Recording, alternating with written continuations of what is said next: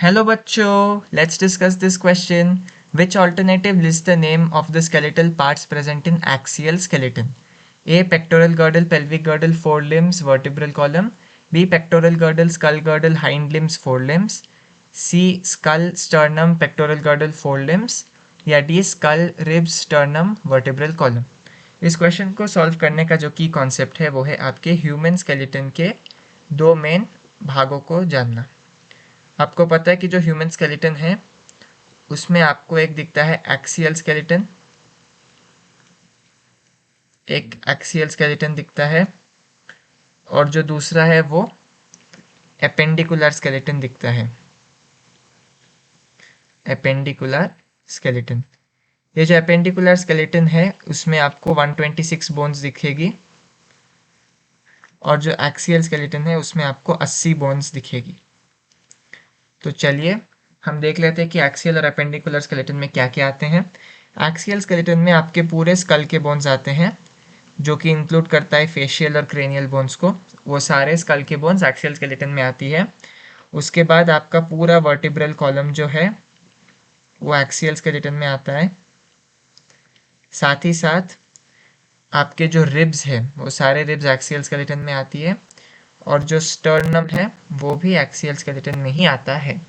यदि हम appendicular skeleton की बात करें तो एपेंडिकुलर स्केलेटन में आपको फोर आर्म दिखेगा। फोर आर्म के सारे बोन्स आपके फोर आर्म नहीं, फोर लिम्ब होना चाहिए। वेरी सॉरी, फोर आर्म नहीं, फोर लिम्ब होना चाहिए। सिमिलरली हाइंड लिम्ब के सारे बोन्स आ जाएंगे।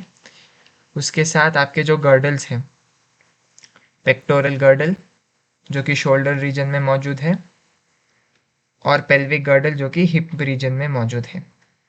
तो ये हो गए आपके एक्सियल और एपेंडिकुलर स्केलेटन के पार्ट्स। हमसे क्वेश्चन में पूछा गया है कि एक्सियल स्केलेटन में क्या क्या आता है, तो हम कहते हैं कि एक्सियल स्केलेटन में skull bones, vertebral column, ribs और स्टर्नम आता है। तो चलिए हम सारे सेट्स को एक बार देख लें। ए पेक्टोरल गर्डल नहीं, वो एपेंडिकुलर में है। पेल्विक गर्डल फिर से एपेंडिकुलर। फोरलिम गलत, एपेंडिकुलर। वर्टिब्रल कॉलम ठीक है लेकिन ये पूरा ऑप्शन गलत हो गया। बी ऑप्शन कहता है पेक्टोरल गर्डल नहीं। स्कल गर्डल बोल के नाम चीज़ कोई भी नहीं है, स्कल गर्डल नहीं होता है। हाइंड लिम्स नहीं, फोर लिम्स भी नहीं, तो ये ऑप्शन भी गलत हो गया। सी ऑप्शन कहता है स्कल, ठीक है स्कल होता है। स्टर्नम भी होता है। पेक्टोरल गर्डल नहीं होगा, फोर लिम्स भी नहीं होगा, तो ये ऑप्शन भी नहीं है। चौथा ऑप्शन कहता है स्कल ठीक है, रिब्स ठीक है, स्टर्नम ठीक है, वर्टिब्रल कॉलम ये भी ठीक है, तो ये ऑप्शन सही है। So the correct option to this question is option D, skull, rib, sternum, vertebral column. Hope you have understood it well. All the best.